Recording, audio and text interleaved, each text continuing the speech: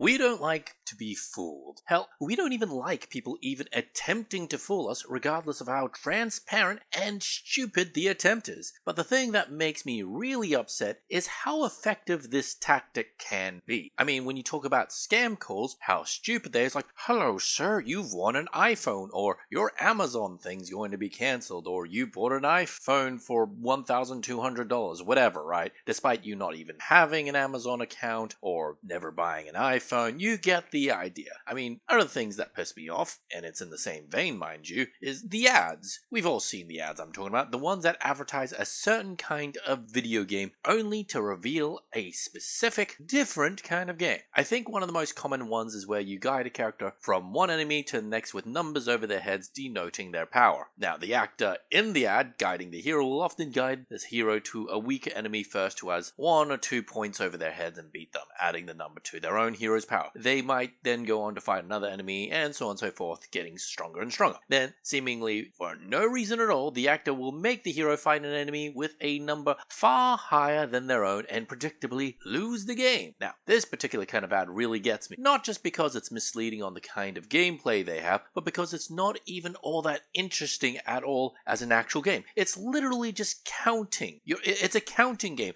They put 2 numbers in front of you and you got to figure out which is the lowest. No, they put in a dozen little numbers and you have to pick which is the lowest. And that's all. You just have to pick the lowest number to progress. I can make a game on that. I can make it out of Flash. I can make it out of PowerPoint of all things with little links linking to each slide. It's really that dumb. Oh no, the hero had a power of 8 chosen to take on an enemy with a power level of 12 and lost. Can you do better? Yes, a freaking 6-year-old who can count can probably do better. They aren't just trying to make us play their game and give them money. They're actively insulting your intelligence. And the thing that makes me mad is that they're doing it on purpose. I mean, think about it. If you're smart enough to avoid this sort of ad and game, you're probably smart enough to not waste your money on it, right? But what about the people who aren't? People who think they're smarter than this actor and want to prove it by playing the game. Well, they've just fallen for the first part of this multi-level trap and are more likely to spend money on these jerk-faced developers who purposefully insult their intelligence. These developers are like those assholes who pretend to be incompetent at certain tasks, so you'll be forced to either help them do it or do it for them. Weaponized incompetence, they call it. Seriously, guys, don't do it. If you don't know how to do the dishes, don't pretend to be bad at them. Just keep trying until you get good. You're not a dumbass. You can do it. You're not a baby. You're an adult. You can do it. I mean, seriously, what's so hard about sponge, soap, scrubbing plate, water, rinse, done?